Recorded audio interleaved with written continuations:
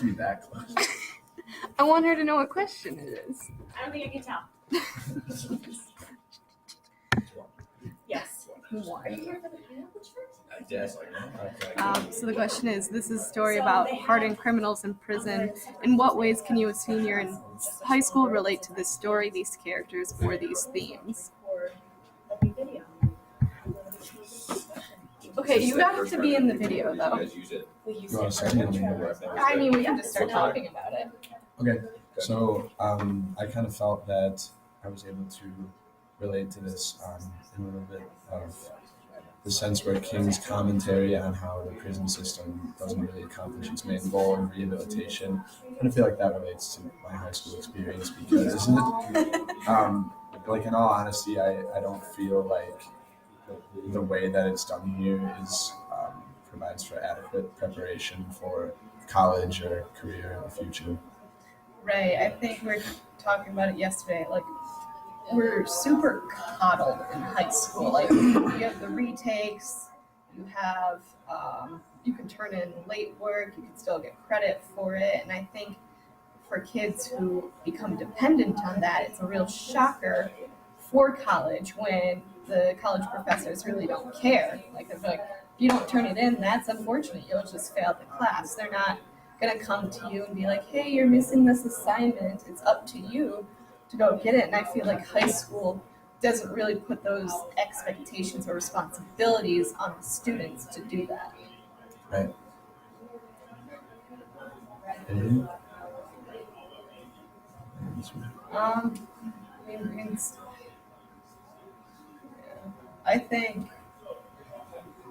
I think it does, just a little tangent to give school some credit.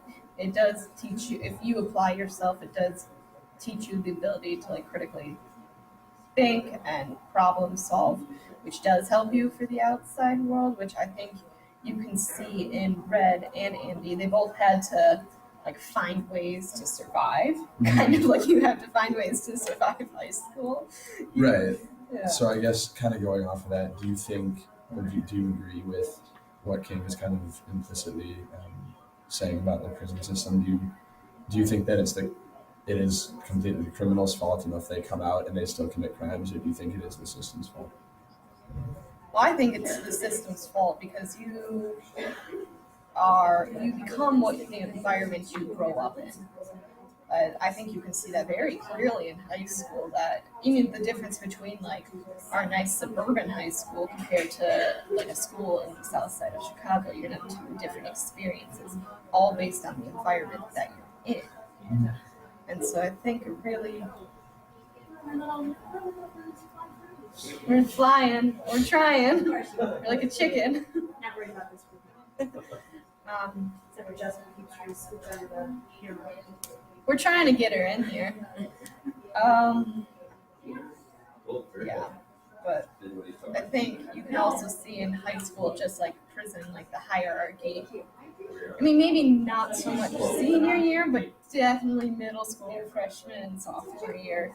You can see those groups, those power groups that kind of run the school, used loosely, and they do it by like exerting like their power or creating fear. I think that's how they keep control, almost like how in the book The Sisters used rape as a control method. Now it's not so much rape at school, but like more like No, I don't. There's a lot of parallels. Right. Mm-hmm. Anything else on this one? Yeah, I think. Next one. Yeah, I'm just gonna. Question 2. Ooh. What message is King sending about prison? So we kind of thought that through the text, King was showing that he thought that there's kind of one major goal in a prison, that's to correct the behavior that got them there, and he was kind of showing how it really doesn't do that at all, and in fact, most often it does the opposite. Prisoners, when they come out, they're really likely to commit another crime, possibly even a worse crime. So, and when they're in the prison, there's lots of examples in the story about violence, dominance, power. So it's not really showing uh, the results that should be expected. It's kind of showing the opposite. Right, like just an example. I mean, it's TV, granted, it's Criminal Minds, and in the show currently, one of the FBI agents was put into jail. So he's like an outstanding member of society, fighting for the good guys. And because he's in prison and because he's trying to survive, he has to start doing things like dealing drugs, like fighting people. And like, he's like, I don't want to do this, but he has to. And I think that the environment that the prison creates is because you're trying to survive, you do things you normally wouldn't, and you come out even worse. It's a failure. Yeah. I think that's what Stephen King, his opinion was. Literally, it was shown through like Brooks' death.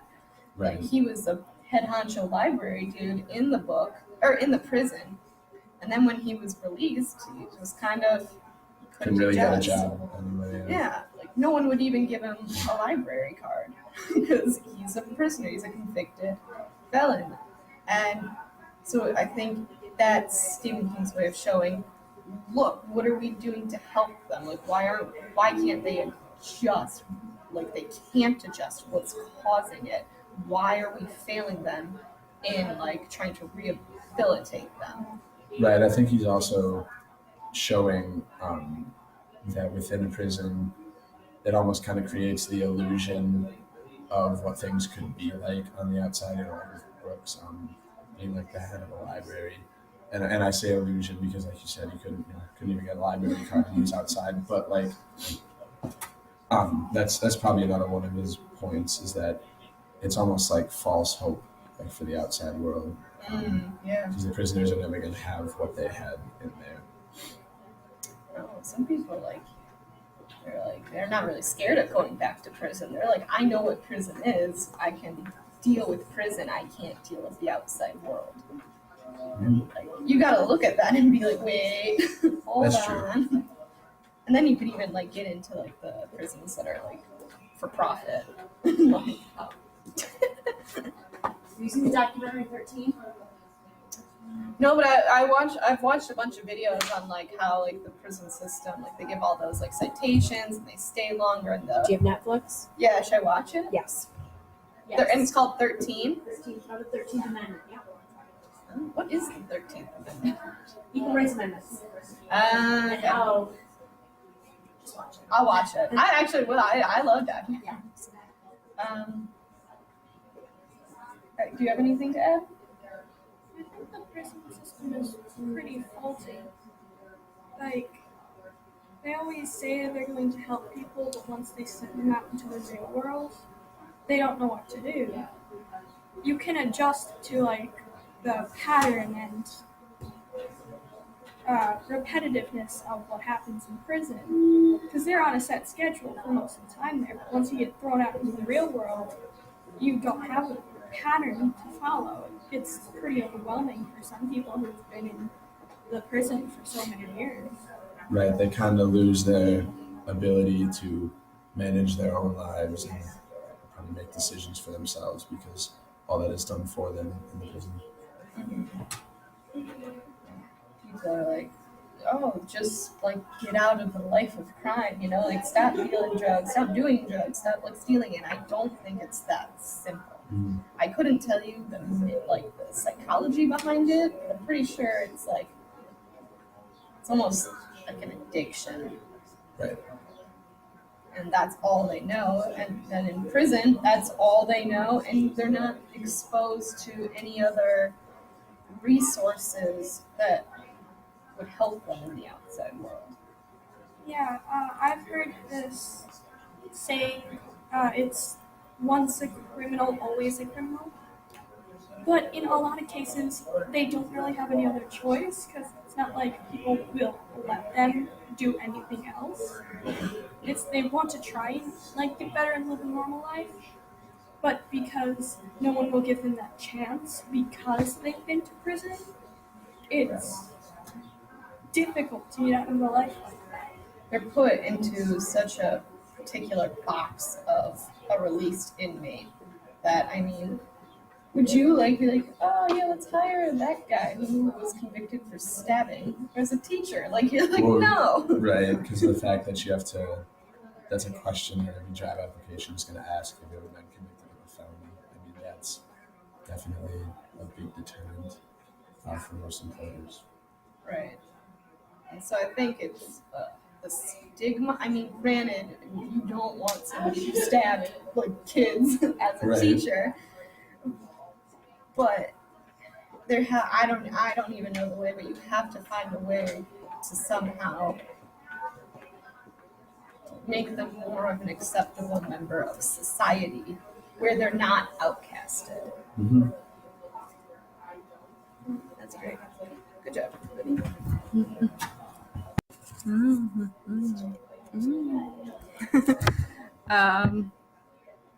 In what way could the reader argue that hope is a theme in this story? Wait. So, Oh wait, hold on. I can't see anybody. Hold on. Where are we?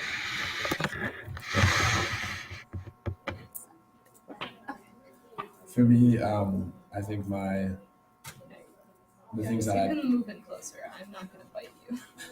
I'm just sitting straight in the middle. the things that I picked out most clearly for examples of hope would be like his consistent determination to escape, and he never gave up his will, and he never gave up his will to get back to his outside life. And I mean, he created the alternate identity for himself. And toward the end, it was on page 60 when they were describing what he had to go through physically to actually get out of the prison. I think that just shows um, how much hope he had that he could right the wrong that was him being incarcerated for a crime that he didn't commit.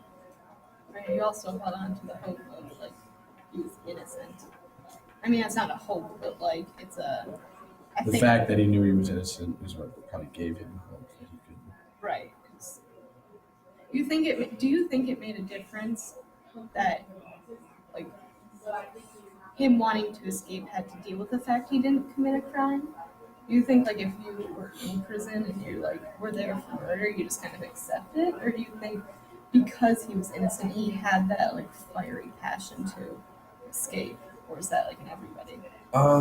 I think it's a little bit of both. I think it's a lot because he was innocent, and also probably a lot because of who he is and like who he was in the outside world. It was one of the stories showed that he was obviously a very clever, intuitive guy.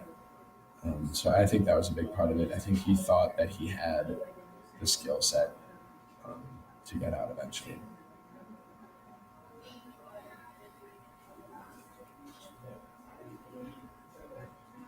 You want to add anything?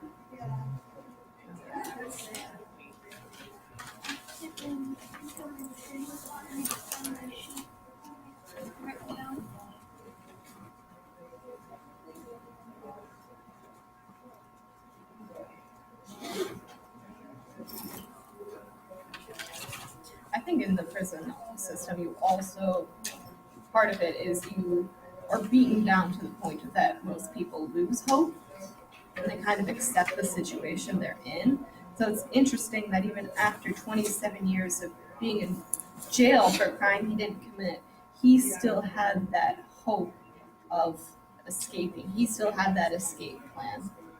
And I think his whole relationship with the warden was a big part of his hope because even though it ended up backfiring and it ended up being one of the things that kept him there, he had it in his mind the whole time that that might be something that could actually get him out because he made himself valuable or something apart from the other prisoners.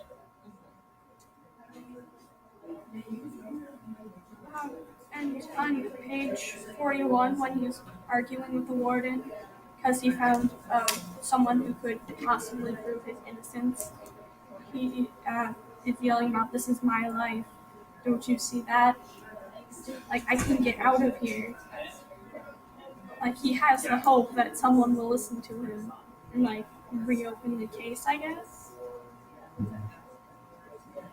I mean, oh wait, hold on. Going back to question number 2 on Stephen King's like view of the prison system. I mean, you could also look at it the fact that our prison system, our justice system, is unjust for wrongly convicting people. That's also a pretty Oh, yeah. strong message in there about how it fails to do the job of putting away bad people and like not convicting good people. I think that's also. So that was just a side note. Yeah, a lot of people have been wrongly accused and given the death sentence. And not long after they killed them, they figured out, oh no, this guy actually didn't do it. Yeah, death row is a whole different conversation. I think hope is what keeps Andy sort of alive in this prison. I agree. Gives him a reason to survive instead of just kind of kneeling over and being like, all right, well, good job, everybody. We have 10 minutes left. We only have 10 minutes left. Oh, panic, it's a panic button. What is another theme of this story? So another theme that we came up with was a theme of survival, and that was kind of shown throughout the story in a couple different ways. My best example of that would be each of the prisoners or groups of prisoners kind of had their own way of making themselves stand out or valuable or like indispensable because Andy showed that he was good with numbers, he could help the warden. Red made himself stand out because he could get things from the outside world for people. And even like the gang, the sisters, they stood out because they just showed like power over other prisoners. So each of them in the story kind of has their own way of making sure that they survive. I think prison is all about survival.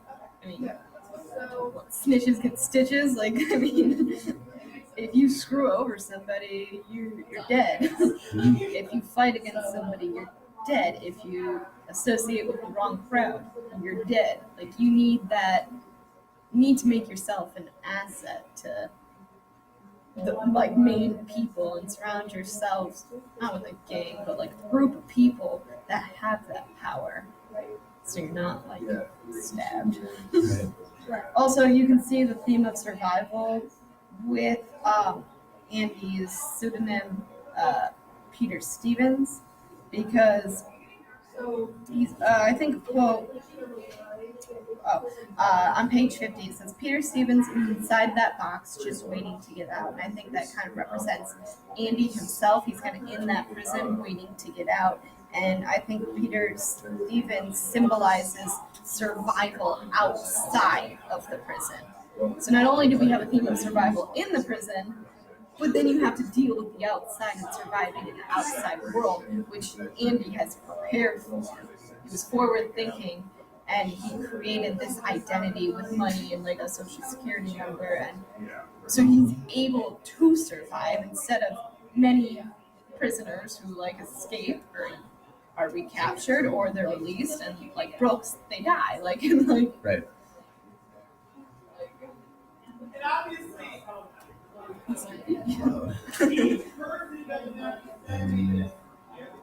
I think also survival can be attributed to power. Power and fear in prison gets you survival. Right, that's definitely one of the ways, but then there's also like, I mean, Andy and Red didn't really use either of those, but they were still able to survive. So there's a couple different ways, but I think the main point of the theme is that you have to come up with some way to make yourself stand out. You have to be able to survive. And I think that's probably a theme that's applicable to just life in general. I mean, the best way is to make yourself, find what's unique about you or what's best about you, and really use that to your advantage to make the most of it. Like showcase your skill set. Like at a company, make yourself indispensable. Like when like make yourself known for what you're good at and provide something that they can't get anywhere else, and then that's kind of when you're safe, sort of. The last one. Yeah, we have like 6 minutes. 6 minutes. That's fine. Alright, question 5 is how does the theme of power play an important role in this story?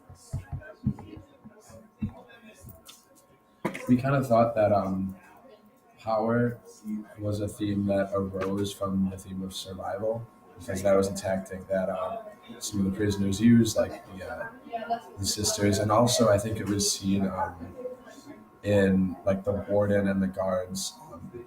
Specifically with the warden, he kind of exerted his power over Andy by pulling some strings to keep him in his prison so that he could continue to help him with the financial loopholes. Yeah, I forgot about that. Like power doesn't always have to necessarily mean like physical, like I'm gonna punch you, but it's very like not psychological. What's a better word? 'Cause it's not like physical power. It's like, Well, I mean, I guess, psychological can be.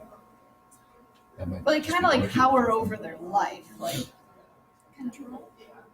control would be like you exert your control, but that's why everybody wants to be most powerful. Because when you're powerful, no one can touch you. You have control. Mm-hmm. You have anything? In this case, the prison guards, I guess, would be the ones with the most power because they can do whatever they want pretty much, but the prisoners can't fight back or else they'll get it worse off. That's how it usually works in prison. Like, I remember an experiment someone did where they took college students and there were like 4 people who they chose to be guards and like 10 people they chose to be prisoners, and it got really brutal really fast. Yeah, I know it's experiment you were talking about. That's the prison experiment. And so once the college kids had a taste of the power of being guards, they really went for it, and they actually started like beating the other kids, It almost seemed like they forgot it was a simulation. right. And I think that shows how much power controls what you do in your life. Because like once you get it, you're gonna do everything to like keep it. And I think you said you could see that in the warden. Like, Right. Yeah. he wanted to keep control of Andy, so he used his power. Or he wanted to keep his power, and so like he used control. I think they interchange. Goes back and forth. Right. Go. Anything else? That's it. It's good Good enough. enough. Peace.